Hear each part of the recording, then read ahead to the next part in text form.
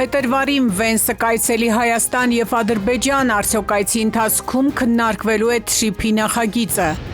Ինչ նշանակություն ունի խաղաղության խորհուրդը տարածաշրջանի և հատկապես Հայաստանի համար։ Հայաստանի և Ադրբեջանի այլընտրանքային միջանցքը չի սպառնում Վրաստանի տարանցիկ ներուժին։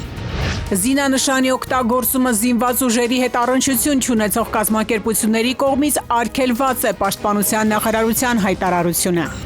Մեկնարկել է 2026 թվականի միասնական քննությունների առաջին փուլը։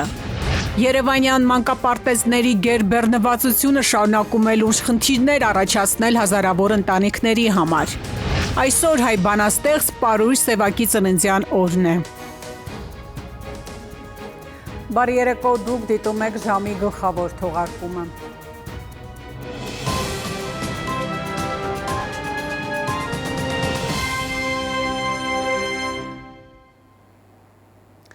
Դոնալդ Թրամփը պաշտոնապես հաստատել է, որ փոխնախագահ Վենսը փետրվարին կայցելի Հայաստան և Ադրբեջան։ Սոցիալական ցանցում կատարած գրառման մեջ Սպիտակ տան ղեկավարը շնորհակալություն է հայտնել Հայաստանի վարչապետին և Ադրբեջանի նախագահին օգոստոսի 8-ին Վաշինգտոնում կնքված համաձայնագիրը պահպանելու համար և հույս հայտնել, որ Վենսի այցը կնպաստի խաղաղության ջանքերին։ Մինչև իշխանական թևը մեծ ոգևորությամբ ու խանդավառությամբ սոցցանցերում քննարկում էր, թե Դավոսում Փաշինյանն ինչ ռակուրսով է լուսանկարվել Թրամփի հետ և Թրամփը ինչ է շշնջացել Փաշինյանի ականջին, Թրամփից ձախ նստած անձնավորությունը Ալիևը առիթը բաց չթողեց, հանդիպեց ԱՄՆ նախագահի հետ։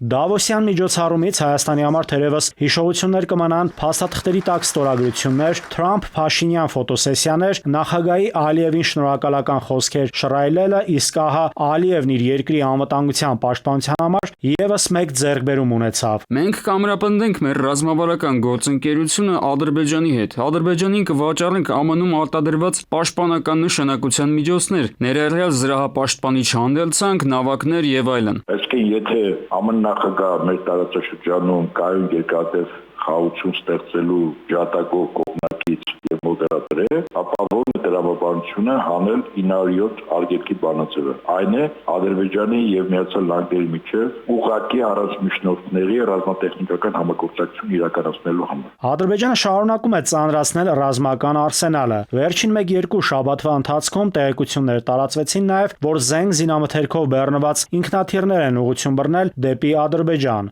Խաղաղության ջատագով Ալիևը ինչու է միլիարդավոր դոլարներ ծախսում ռազմական նոր տեխնիկա ձեռք բերելու, ամրաշինական աշխատանքներ կատարելու համար։ 907 բանաձևի հանելը եւ Ադրբեջանից ինելը, այո, ուղղված է նաեւ թիրախներից մեկը ադրբեջանական բանակը կարող է անհրաժեշտ պայն օգտագործվել Իրանի Իսլամական Հանրապետության դեմ ռազմական գործողությունների մեջ ներգրավելով։ Իսրայելին 12-օրյա պատերազմում քողարկված աջակցություն ցույց տված չպատժված Ալիևը ըստ ռազմական ոլորտի փորձագետների շարունակելու է նույն քաղաքականությունը նաեւ այս տարի։ Ըստ վերլուծաբանների Ալիևը աջակցելու է ԱՄՆ-ին, Իսրայելին Իրանի դեմ բոլոր գործողություններում, իսկ դրա գինը լինելու է Հայաստանը։ Եթե Ադրբեջանը այնուամենայնիվ ԱՄՆ-ի, Իսրայելի դերձմամբ Իրանի դեմ գործողություններ մասնակցի ռազմական, Ալիևը գինը ուզել է իր ավաճուրայի համար, իսկ գինը ամբողջ Հայաստանն է։ 2026-ին էլ ԱՄՆ-ի համար ըստ Պենտագոնյան նախագծի Մոսկվան, Իրանը ռիսկային երկրների ցուցակում են։ Ռուսաստանի դեպքում ԱՄՆ-ն այդ երկիրը դիտարկում է ՆԱՏՕ-ի արևելյան անդամների համար մշտական, բայց կառավարելի սպառնալիք։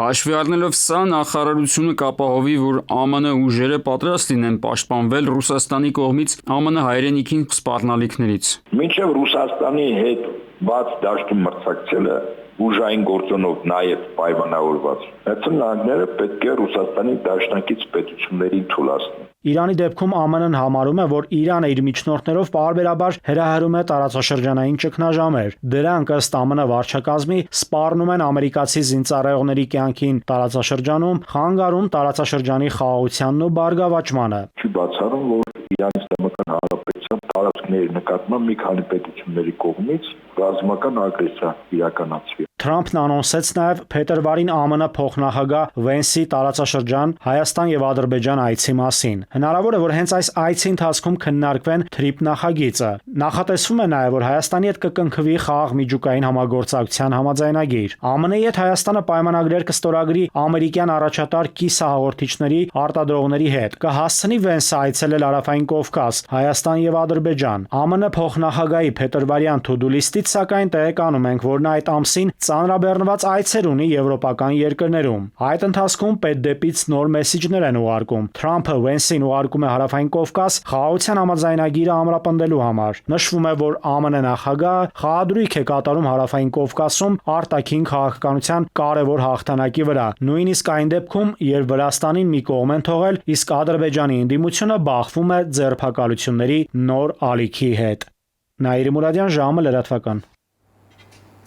Բեռնափոխադրումների այլընտրանքային միջանցքը, որի մասին հայտարարել են Ադրբեջանն ու Հայաստանը, չի սպառնում Վրաստանի տարանցիկներ ուժին։ Այս մասին հայտարարել է Վրաստանի վարչապետ Կոբախիձեն, մեկնաբանելով Ադրբեջանի նախագահ Իլհամ Ալիևի եւ Հայաստանի նախագահ Վահագն Խաչատուրյանի Բաքվի եւ Երևանի միջև հնարավոր ուղիղ բեռնափոխադրումների մասին Դավոսում արված հայտարարությունները երկկողմ հարաբերությունների բարելավման ֆոնին։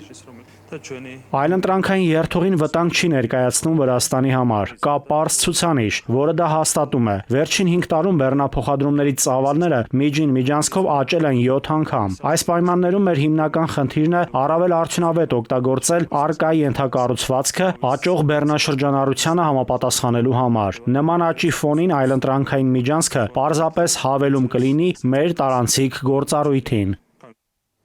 Ինչ է հայտնի խաղաղության խորհրդի մասին, որին միացել է Հայաստանը։ Խաղաղության խորհուրդը, որի կանոնադրությունը ստորագրել է նաև Հայաստանը, ի սկզբանե առաջարկվել է ԱՄՆ նախագահ Դոնալդ Թրամփի կողմից որպես մի կառույց, որը պետք է վերահսկեր Գազայի հատվածի համար նրա խաղաղության ծրագրի հաջորդ փուլը, սակայն հետագայում խորհրդի լիազորությունները զգալիորեն ընդլայնվել են։ Խորհրդի կանոնադրությունը չի պարունակում Գազայի ուղղակի հիշատակում եւ նախատեսում է լայն մանդատ նոր միջազգային կազմակերպության համար, որը ձգտում է խթանել վերականգնել հուսալի օրինական կառավարումը եւ ապահովել ամուր խաղաղություն այն շրջաններում, որոնք տուժել են հակամարտությունից կամ գտնվում են հակամարտության սպառնալիքի տակ։ Չնայած կառավարությունից նախապես հայտարարել էին, թե վարչապետը չի գնալու Շվեյցարիա մասնակցելու Դավոսի տնտեսական ֆորումին, Փաշինյանն այնտեղ հասավ Ամերիկայի նախագահի հրավերով, որպես հիմնադիր անդամ ստորագրելու խաղաղության խորհրդի կանոնադրությունը։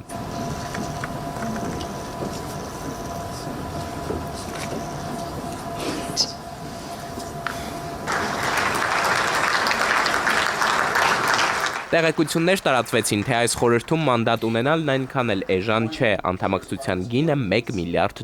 եւ մինչև Հայաստանի խորհրդարանում իշխանական падգամավորները լրագրողներին առաջարկում էին ժամանակից առաջ ընկնել, սպասել կառավարության պարզաբանմանը, իսկ ընդդիմադիրներն իրավիճակն էին վերլուծում ու պնդում, որ եթե Հայաստանը անդամավճար չմուծի, ըստ էության չի կարող հավասար ձայնի իրավունք ունենալ այդ կառույցում, Փաշինյանն արդեն ստորագրել էր հաստատել Հայաստանի միացումը կառույցին։ Լրատվամիջոցներին արտգործնախարարության խոսնակը փոխանցեց նախագահ Թրամփի կողմից հրավեր ստացած երկիրը կարող է անդամակցել խորհրդին առանց հստակ սահմանված անդամավճարի մինչև 3 տարի ժամկետով, ինչը սահմանված կարգով ենթակա է վերանայման այդ ժամկետը լրանալուց հետո։ Հայաստանի Հանրապետության կառավարությունը հավանություն է տվել խաղաղության խորհրդին անդամակցությանն այս հիմունքներով։ Ձեր կողմից վկայակոչվող անդամավճարը կամավոր է եւ վերաբերելի է կազմակերպությանը դրա կանոնադրության ուժի մեջ մտնելուց հետո 1 տարվա ընթացքում որևէ երկրի կողմից մշտական անդամակցության ցանկություն հայտնելու պարագայում։ Իսկ ինչ կառույց է սա եւ այն ստեղծելով ինչ խնդիր է փորձում լուծել Ամերիկայի նախագահը։ Այս նոր հարթակում խորհրդի անդամ պետությունները քննարկման են առնելու նախ Գազայի խաղաղության հարցը, սակայն փորձագետների համոզմամբ հետագայում խաղաղության խորհրդի օրակարգ կգան նաեւ աշխարհում այս պահին ընթացող մյուս հակամարտությունները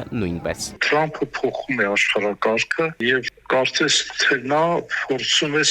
Երակենտրոն աշխարհակարգ ԱՄՆ, Ռուսաստան, Չինաստան 3 հզոր ուժային միջուկային տերությունների գերակայությամբ։ Նման աշխարհակարգի ստեղծման ճանապարհին Թրամփը փորձում է ստեղծել նաև համապատասխան գլոբալ կառույցներ, քանի որ ՄԱԿ-ը արդեն վարկաբեկված է եւ ըստ էության անգործունյա կառույց է։ Խաղաղության խորհրդում մեր տարածաշրջանից փաստացի այս պահին երկու պետություն իր տեղն ունի։ Կառույցում մեր կողքին նստելու է նաև Ադրբեջանը։ Թրամփը, որ հայ-ադրբեջանական խաղաղությունը իր նախագահության ձեռքբերումների շարքին է դասել, հավասար է հավասարի էր հրավեր ուղարկել եւ Երևան եւ Բաքու, ինչ կտա այս մանդատը ինչպես մեզ, այնպես էլ Ադրբեջանին, վերլուծաբանների համոզմամբ այս հարցը քննարկելու համար դեռ վաղ է։ Կարելի է նաև սա դիտել որոշակի բիզնես ծրագիր, որովհետև եթե այդ խորհրդում անդամությունը տարեկան $1 միլիարդ է եւ պատկերացրեք, ասենք մի 60-70 պետություն անդամագրվեն, դա լինում է ավելի մեծ բյուջե, քան ասենք օրինակ ՄԱԿ-ի բյուջեն է։ Կառույցին անդամակցելու առաջարկի դեպ ունեն նաև Ռուսաստանն ու Չինաստանը, նրանցից պատասխան դեռ չկա, իսկ եվրոպական երկրներ հասած ողջույնները ողջևորված արձագանքներ հետ չեն ստացել, ինչն ըստ մասնագետների ընդհանրապես պատահական չէ։ Էդուարդ Պողոսյան, ժամը լրատվական։ Բանակի օրվան ընթառաջ մի շարք տնտեսվարողներ տարբեր ապրանքատեսակների վաճառքի գործընթացում օգտագործում են զինված ուժերի զինանշանը։ Պաշտպանության նախարարությունից հայտնում են, որ անկախ դրանց գործունեության բնույթից կամ նպատակներից առանց համապատասխան գրավոր թույլտվության արգելված է։ Արմենիայում լրատվական երեկոն շարունակվում է, կհանդիպենք քիչ անց։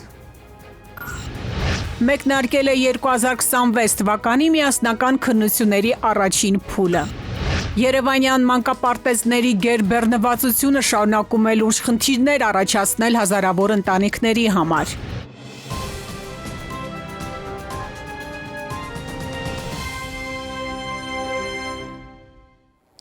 Շարունակում ենք թողարկումը։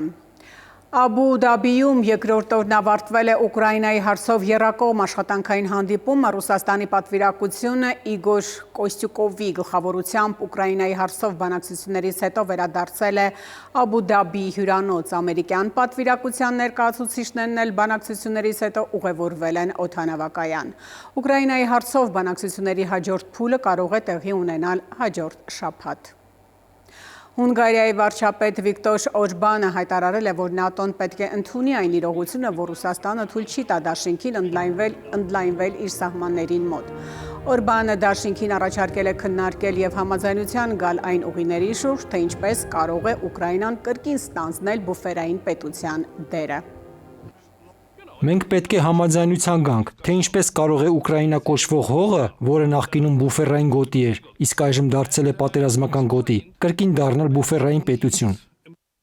Իրանը մահացու հարված կհասցնի Արևմտյան Ասիայում գտնվող ամերիկյան բազաներին Միացյալ Նահանգների կողմից ցանկացած ագրեսիայի դեպքում, հայտարարել է Իսլամական հեղափոխության պահապանների կորպուսի գեներալ եւ խորհրդանի անդամ Էսմայիլ Կովստարին։ Նա ասել է, որ Թեհրանի պատասխանը կլինի մահացու եւ զսպող եւ տարածաշրջանում գտնվող ամերիկյան օբյեկտները հիմնական թիրախների շարքում են։ Միացյալ Նահանգների ռազմական նախարարի հրահանգով մահացու հարված է հասցվել ահաբեկչական կազմակերպությունների կողմից շահագործվող նավին։ Հետախուզությունը հաստատել էր, որ նավն անցնում էր Արևելյան Խաղաղ օվկիանոսում թմրանյութերի ապօրինի շրջանառության հայտնի երթուղիներով եւ զբաղվում էր թմրանյութերի ապօրինի շրջանառության գործողություններով։ 2 անձ սպանվել է, իսկ մեկը փրկվել հարվածից։ Թրամփը սպառնացել է Կանադային, Միացյալ Նահանգները կանադական ապրանքների վրա 100% մաքսատուր կսահմանի, եթե Օտտավան համաձայնության գա Պեկինի հետ։ Եթե նահանգապետ Քարնին կարծում է, որ Կանադան վերածում է Չինաստանի համար մուտքի նավահանգստի, ապրանքներ ԱՄՆ տեղափոխելու համար, նա սխալվում է։ Չինաստանը ամբողջությամբ կուլ կտա Կանադան, ամբողջությամբ կոչնչացնի այն, ներառյալ նրա տնտեսությունը։ Եթե Կանադան համաձայնություն գա Չինաստանի հետ, ապա անմիջապես կբախվի ԱՄՆ մտնող բոլոր կանադական ապրանքների վրա 100% մաքսատուրքի։ Մահապարտահաբեկիչ ինքնաշեն պայթուցիկ սարք է պայթեցրել հարսանեկան արարողության ժամանակ Պակիստանի հյուսիս-արևմուտքում, ինչի հետևանքով զոհվել է առնվազն 7 մարդ, իսկ 25-ը վիրավորվել են։ Հարձակումը տեղի ունեցել Նուշ Ալլահ Մեհսուդի տանը, որը կառավարամետ համայնքի առաջնորդ է Դերա Իսմայիլ Խան շրջանում։ Ոստիկանները վիրավորներին տեղափոխել են հիվանդանոց, որտեղ նրանցից մի քանիսը գտնվում են ծանր վիճակում։ Արարողությունը ընթացքի մեջ էր, հյուրերը պարում են թմբուկների հնչյունների ներքո, երբ մահապարտահաբեկիչը հարված հասցրեց, ոչ մի խմբավորում անմիջապես չի ստանձնել պատասխանատվությունը հարձակման համար, սակայն ամենայն հավանականությամբ կասկածը կընկնի պակիստանցի թալիբների վրա, որոնք հայտնի են նաև որպես Թեհրիքի-ի-Թալիբան Պակիստան եւ վերջին տարիներին բազմաթիվ հարձակումներ են իրականացրել երկրում։ Վերջին տարիների ամենաուժեղ զնաբուկ արտակարգ իրավիճակ է առաջացրել Միացյալ Նահանգներում, ձմեռային աջհավիրքը մոլեգնում է ավելի քան 40 նահանգում, առատձյունն ու սառցապատումը լուրջ վտանգներ է առաջացրել շուրջ 240 միլիոն մարդու համար։ Էլեկտրաէներգիայի վթարային անջատումներն ու ճանապարհներին գոյացող խցանումները կարող են մեծ վնասներ պատճառել։ Օդանավաբանների գնահատմամբ, հատկապես սառույցի ազդեցությանը ենթարկված շրջաններում վնասը կարող է համադրելի լինել փոթորիկների առաջացրած հետևանքներին, արդեն ավելի քան 10 նահանգների ղեկավարներ տագնապ են հնչեցրել եղանակային պայմանների պատճառով, հայտարարելով արտակարգ դրություն եւ մարդկանց կոչ անելով մնալ տանը։ Միացյալ Նահանգների ողջ տարածքում չեղարկվել է օդանավերի ավելի քան 8400 չվերթ, որոնցից շուրջ 5000-ը չի իրականացվելու հունվարի 25-ին։ Աղվանստանում տեղացած առատձյան եւ հորդառատ անձրևների հետևանքով զոհվել է 61 մարդ, 110 վիրավոր եւ 458 տուն մասնակի կամ ամբողջությամբ ավերվել է։ Մարդիկ զոհվել են հիմնականում երկրի կենտրոնական եւ հյուսիսային նահանգներում։ Այսօր Միացյալ Նահանգներում ավտոմեքենան մխրճվել է օդանավակայանի շենք, վիրավորվել է 6 մարդ, վարորդը ձերբակալվել է։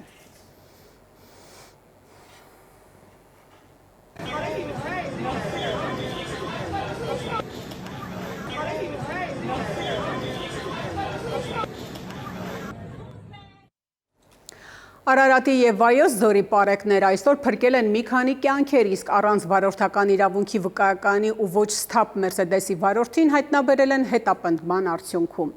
Օպերատիվ տեղեկություն էր ստացվել, որ վարորդը մեքենան վարում է անկանոն, հանդիպակաց բախվելով մի քանի ավտոմեքենաների, մնացած մեքենաների համար էլ ստեղծել է վթարային իրավիճակներ եւ Արարատի մարզից ուղևորվում է դեպի Վայոց ձորի մարզ։ Պարեկները նկատել են նշված մեքենան, հետապնդել են եւ կարգազանց վարորդը չի ենթարկվել օրինական կանգար հրահանգին, սակայն Արենի գյուղում այնուամենայնիվ կարողացել են նրան ձերբակալել։